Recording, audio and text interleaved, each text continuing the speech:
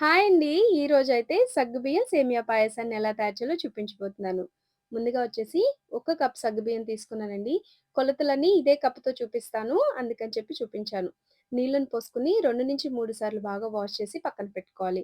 Stove మీద వేరొక పాత్రను పెట్టేసుకొని ఇందులోకి 4 కప్పుల దాకా నీళ్ళను పోసుకొని దీనిలోకి సగ్గుబియ్యాన్ని యాడ్ చేసుకొని మంటని మీడియం ఫ్లేమ్‌లో పెట్టుకొని ఉడికించుకుంటా ఉండాలి.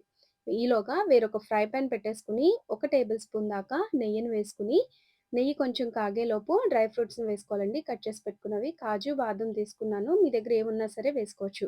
లైట్‌గా వేయించుకుంటా ఉండగా ఇందులో కిస్మిస్ కూడా వేసుకొని, ఇలా లైట్ కలర్ వచ్చిన తర్వాత తీసి పక్కన పెట్టేసుకోండి. తర్వాత వెంటనే ఇందులోకి 2 కప్పుల దాకా సేమియాలు వేసుకోవాలి. సేమియా కూడా మంచిగా కలర్ వచ్చేంత వరకు వేయించుకోవాలండి. సిమ్‌లో పెట్టి మాత్రమే ఈ ప్రాసెస్ అంతా చేయాలి. ఇలా సేమియా అనేది మంచి కలర్ వచ్చేసిన తర్వాత తీసి పక్కన పెట్టేసుకోవాలి. ఇప్పుడు సగ్గుబియ్యం కూడా చక్కగా ఉడికిపోయి ఇట్లా ట్రాన్స్‌పరెంట్‌గా కనిపిస్తుందంటే గనక ఈ స్టేజ్‌లో వేయించుకున్న సేమియాలు వేసి ఇంకొక 2 నిమిషాల పాటు ఉడికించుకోవాలి.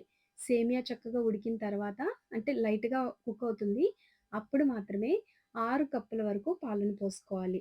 కరెక్ట్‌గా సరిపోతుందండి. అంటే చల్లారిన తర్వాత కూడా చక్కగా లిక్విడ్ ఫార్మ్‌లో ఉంటుంది సేమియా అనేది.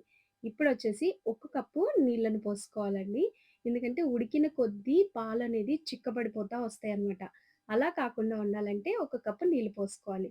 ఇప్పుడు సేమియా కూడా ఉడికిపోయిన తర్వాత ఇందులో పంచదారను వేసుకోవాలి. ఉడకకుండా వేశారంటే అవి బిరుసుదనంగా ఉండిపోతాయన్నమాట. కుక్ అయిపోయిన తర్వాత ఇందులోకి 1:30 కప్పు వరకు పంచదారను వేసుకోవాలి. కరెక్ట్‌గా సరిపోయిందండి షుగరు ఎక్కువ వేయబాకండి.